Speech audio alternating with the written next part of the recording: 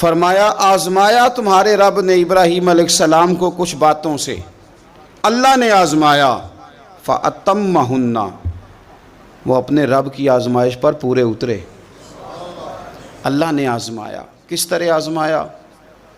کبھی تو انہیں نمرود کی جلائی ہوئی آگ میں جانا پڑا، کبھی انہیں بڑے سخت قسم کے مناظروں مباحثوں سے گزرنا پڑا، کبھی اپنی قوم کو سمجھانے کے لیے انہیں بڑے کٹھن اور اہم پیچیدہ سوالات کے جواب دینے پڑے، کبھی انہیں ہجرت کرنی پڑی، کبھی انہیں اپنی بیوی اور اپنے نونہال بیٹے کو وادی غیر ذی زرع میں چھوڑ کے آنا پڑا، کبھی شریعت کے سخت احکامات کی پابندی کی۔ رب کہتے ہیں میں نے آزمایا، فَأَتَمَّهُنَّ، پس وہ پورے اترے۔ قَالَ إِنِّي جَاعِلُكَ لِلنَّاسِ إِمَامًا، فرمایا بے شک میں